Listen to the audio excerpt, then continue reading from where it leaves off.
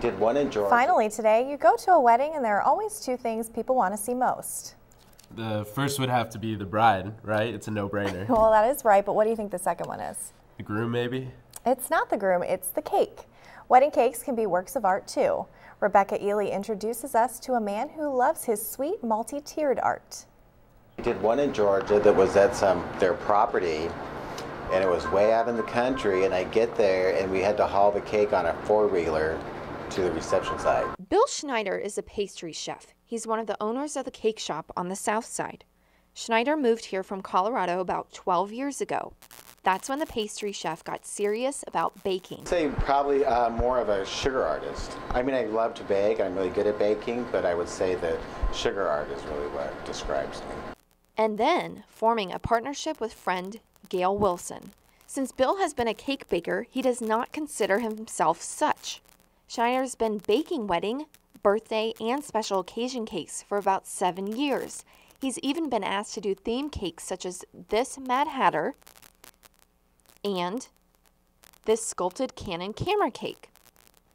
Schneider's always been an artist at heart. He was interested in painting, sculpting, and pottery even as a young kid. But growing up, his house was always filled with the heavenly aroma of fresh-baked goods. His mom baked birthday cakes and all desserts from scratch. My mom did. She made everything from scratch. We didn't get no little store-bought treats or anything. She made everything, so I suppose that would probably be what inspired me. It took a while for Schneider to merge art and pastry. He took art classes and sculpted pots when he was in high school in Colorado. He skipped college and later turned to flowers. Well, I would say I was a florist for about 15 years, so that really, I guess, inspired me and gave me what I needed to do, like the sugar flower. One of Schneider's most memorable experiences was when he and Gail baked a cake based on the costumes for the widely known acrobat circus, Cirque du Soleil. And they were in Tampa, Florida.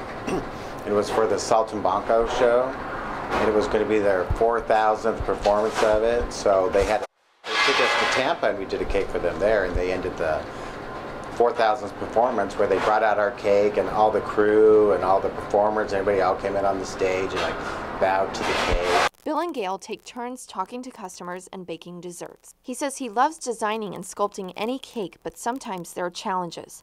Schneider may not always agree with his customers' tastes.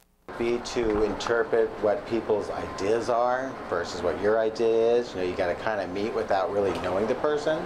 So I'd say that would be a challenge to to be able to give them what they have in their mind for what their cake's going to look like. Like all of us, Schneider has good days and bad days. But at the end of each day, several thoughts go through his mind before he leaves to go home. Playing through all the cakes I had to do that day and thinking, did I do everything the way I wanted? Did it turn out the way I wanted?